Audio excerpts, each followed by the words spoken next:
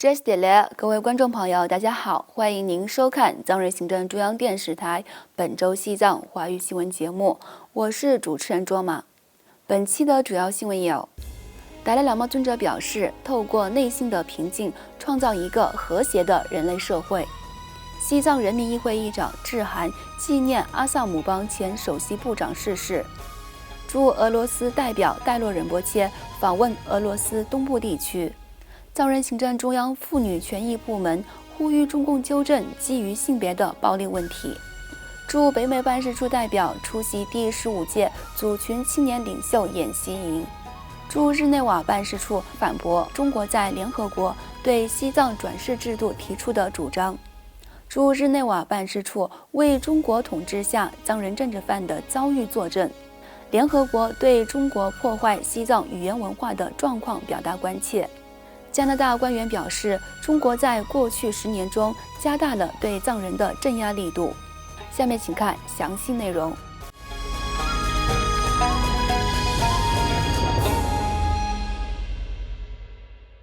西藏精神领袖达赖喇嘛尊者于本周三11月25号在印度北部达兰萨拉的勤宫，透过网络视讯，在德国波特兰阿伊斯丹论坛上发表有关佛法、科学及慈悲为主题的视讯演说，并回答了线上观众的提问。达赖喇嘛尊者在演讲中指出，愤怒、嫉妒、畏惧、恐慌等负面情绪为人类社会带来极大的困境。例如，人类睿智的大脑变成了愤怒的工具，而破坏性的核子武器等因此被发言。因此，世界各地越来越多呼吁解除军事装备的声音。同时，尊者表示这是非常好的现象。他并认为人们必须让整个地球成为完全没有军事装备的世界。此外，尊者表示，人们若关注慈悲的价值，将会理解70亿人类为一体的信念，而这一信念能够透过教育的改革推动。他并认为，人类一体性的理念才是内心平静的根源，同时这帮助人们建立更加和平的社会。此外，西藏人民议会议长白马求乃于本周二11月24号致函悼念印度阿萨姆邦前任首席部长塔伦库拉埃逝世。议长在写给逝者的儿子印度国会人民院议员高染夫库拉埃先生的调研信中写道：您的父亲一直是西藏自由事业的坚定支持者，尤其在当年藏人逃离西藏抵达阿萨姆邦巴萨地区时，被贵邦政府热情款待。至今，我们依然对阿萨姆邦人民和当地政府心怀感激。与此同时，藏人行政中央驻俄罗斯、蒙古和独联体国家办事处代表戴洛仁波切率领的代表团于本周二访问了布利亚特共和国首都乌兰乌德的布利亚特国立大学，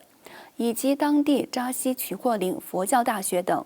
当天，代表戴洛仁波切还访问了俄罗斯科学院西伯利亚分院蒙古与西藏研究所，并会见了扎西曲霍林佛教大学的校长格西德姆布雷，就佛教教育问题进行了讨论。代表戴洛仁波切还首次访问了贝加尔湖里地区的阿钦斯金布里亚特地区，并参观了当地2座历史悠久的佛教寺院和佛学院。随后，戴洛仁波切参加了土娃共和国第9任凯巴拉玛的坐床典礼。在访问该国远东地区时，代表戴洛仁波切还会见了当地政要、支持西藏团体、藏人社区和非政府组织的代表。另外，西藏嘉荣曲青县阿坝州金川县藏人妇女拉姆于今年9月中旬遭前夫恶意泼洒汽油烧死的消息在网络上引发强烈的关注和讨论后，藏人行政中央促进妇女权益项目办公室呼吁中国当局认识到家庭暴力的普遍存在，以至于预防、阻止和纠正基于性别暴力的问题。据媒体报道，西藏嘉荣曲青藏人妇女拉姆因长期遭受前夫的家暴，主而寻求当地警方协助，但遭到警方拒绝，并无视她的数次求救。今年9月14号，她的前夫唐某持刀具和汽油闯入家中，将一罐汽油泼洒到正在直播的拉姆身上。随后，在直播间300多名粉丝面前点火烧伤了他的前妻拉姆。随后，拉姆的家属将他送往医院抢救，但烧伤面积高达90%的他，在昏迷16天后，于9月30号不治身亡，享年仅30岁。另外，由总部设立于美国的公民力量创始人杨建利博士，在10多年前受到西藏精神领袖达赖喇嘛尊者的指导，而发起族群青年领袖研习营。因受新冠病毒疫情的影响，于上周三11月18号透过网络视讯召开第15届演习营。藏人行政中央驻北美办事处代表欧洲次人和华人联络官次成嘉措与全球各国的代表一道参加了会议。出席演习仪的各国专家和学者们就中国与加拿大、印度、日本、欧盟、英国的关系发表见解，而受中共迫害的各族群代表也介绍了他们所面临的问题。透过网络出席演习仪的藏人行政中央驻北美办事处代表欧洲次人在会议上致辞时，对主办方公民力量创始人杨建利博士和工作人员的坚定承诺和领导能力表达钦佩。美国联邦参议员玛莎·布莱克本、国会议员克里斯·史密斯和国会议员泰德·约霍也在演习仪上相续发表讲话。此外，中国政府于近期在致给5名联合国特别报告员的信函中，谎称达赖喇嘛和班城喇嘛转世制度形成发展于中国，而其宗教地位和名号也是由中国政府确立。藏人行政中央驻日内瓦办事处对此进行反驳，强调中国政府无权干涉藏传佛教转世制度。据悉，中国政府提交的信函是对联合国人权理事会5名特别报告员于2020年6月2号发出的联合指控信的反应。在这封信中，联合国专家要求中国提供第11世班禅喇嘛更登确济尼玛的下落，并表达了对中国政府粗暴干涉藏人的宗教习俗和传统，以及试图控制藏传佛教转世制度的关切。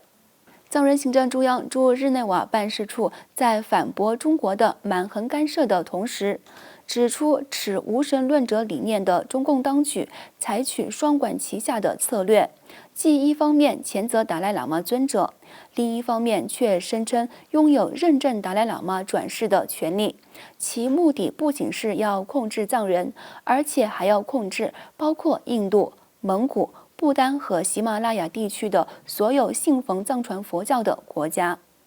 与此同时，藏人行政中央驻日内瓦办事处人权事务专员赤列去己于本周一11月23号在意大利参议院大楼举行的网络会议上，为中国统治下西藏政治犯的悲惨处境进行了作证。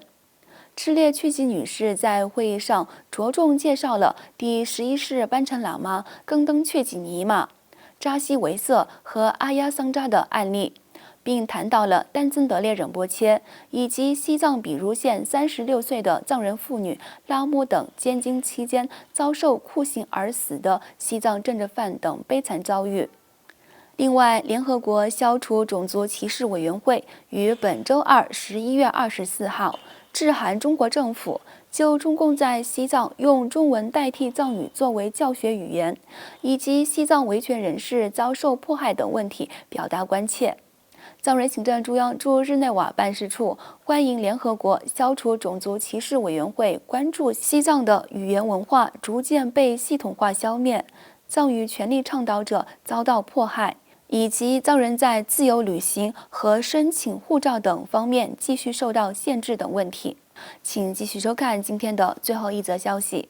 加拿大众议院加中关系特别委员会于上周二11月17号透过视讯召开关于西藏问题的听证会，并邀请加拿大全球事务大中华部执行部长戴尚安答复议员们的提问。戴尚安先生在作证时指出，在过去的10年中，中国政府加大了对境内藏人的镇压力度，并强调，包括加拿大和各国政府的官员、记者和平民在进入西藏时仍然受到中国政府的严格控制，在极少数情况下允许的访问也受到当局的高度约束。听证会还就加拿大对西藏地位的认知、中间道路政策和藏人行政中央的立场，以及中共在西藏实施的强迫劳动制度和西藏牧民被迫迁移等问题进行了听证。